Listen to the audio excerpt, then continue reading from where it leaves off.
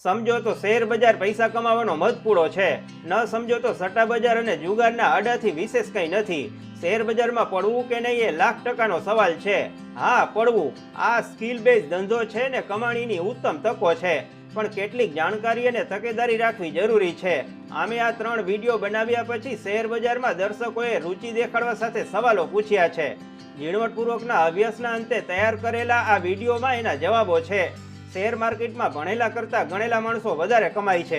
Video જોયા પછી શું કરવું એના કરતાં શું ન કરવું એના ઉપર વધારે ભાર આપજો. પહેલા તો શેર બજારમાં રોકાણ કરવાની 2 રીત છે, સમજી લો. ડાયરેક્ટ રોકાણ અને ઇનડાયરેક્ટ રોકાણ.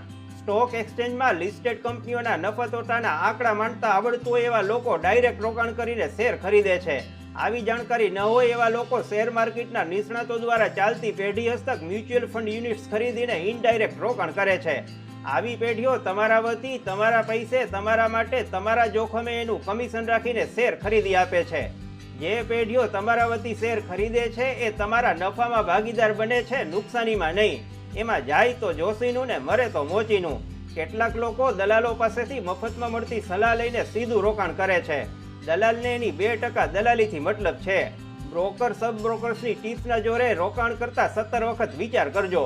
ઉછીની લીધેલી સલાહ રોકાણકારોને ડૂબાડે છે. અમે તમને પોતાના બલબૂતા ઉપર શેર બજારમાં રોકાણ કરવાના સરળ ઉપાય બતાવીએ છીએ. શેર બજારમાં પડવું હોય તો નિફ્ટી શું છે એ સમજી લો. નિફ્ટી સમજીને રોકાણ કરનારો શેર બજારમાં ગેરંટેડ નફો કમાય છે. નિફ્ટી ભારતની ટોપ 50 કંપનીના શેરનું આકલન કરતી કાયદેસરની વ્યવસ્થા છે. તે શેર બજારમાં શ્રેષ્ઠ દેખાવ કરતી 50 કંપનીઓની ગતિવિધિઓને ધ્યાનમાં રાખે છે અને રોજે રોજ અહેવાલ આપે છે. આ અહેવાલ છાપામાં અને તેની વેબસાઇટ ઉપર સતત પ્રકાશિત થતો રહે છે. જે તે કંપનીઓના ચડાવ ઉતાર દર્શાવવા એને કેટલાક માપદંડો નક્કી કરેલા છે. નિફ્ટી જે યાદી બહાર પાડે છે ઓથેન્ટિક અને સાચી હોય છે. નિફ્ટી ઇન્ડેક્સ વાંચવો અને સમજવો સહેલો અને સરળ છે.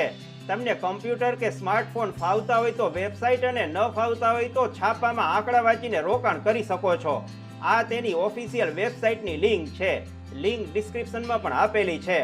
મામૂલી મહાવરો કર્યા બાદ નિફ્ટીની સમજ સામાન્ય ભણેલા માણસોને પણ આવી જાય છે. નિફ્ટી નિર્દેશાંક ઉપર નજર ફેરવીને શેર ખરીદો તો સારું રિટર્ન મળે છે.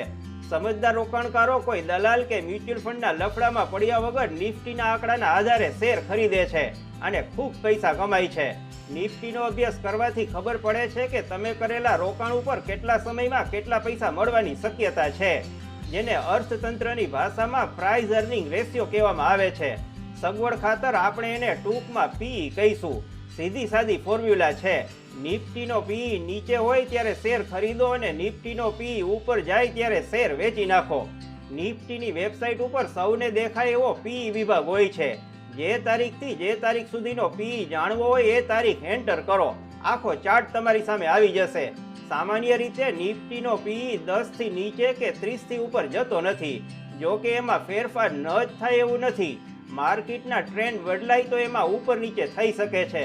શાણા રોકાણકારો નિફ્ટીનો પીઈ 10 થી 15 વચ્ચે ચાલતો હોય ત્યારે ટોપ 10 કંપનીના શેર ખરીદી લે છે અને 16 થી 30 ની વચ્ચે પહોંચે ત્યારે વેચી નાખે છે. આવા રોકાણકારોએ ક્યારેય રાતીપાઈ ગુમાવી નથી. ભારતના વોરન બફેટ ગણાતા રાકેશ ઝુનઝુનવાલા, રામદેવ અગરવાલ, વિજય કેડિયા, રાધેકૃષ્ણ દમાણી એ એવા નામો છે જેમણે નિફ્ટી વગેરેનો અભ્યાસ કરીને શેર બજારમાં અબજોની કમાણી કરી છે. હવે જરા સંતરા અને મોસંબી વચ્ચેનો ફરક સમજો. તમારા પરસેવાની કમાણી ફિક્સ ડિપોઝિટમાં મૂકો તો 7%, ડેપ્ટ ફંડમાં 6%, રિયલ એસ્ટેટમાં 5%, સોનામાં 5% અને બચત ખાતામાં 4% વ્યાજ મળે છે. જ્યારે મ્યુચ્યુઅલ ફંડમાં 12% અને શેર બજારમાં 18% જેટલું વળતર મળે છે. તમને ભરોસો પડે એવા નિફ્ટીના કેટલાક આંકડા આપીએ છીએ.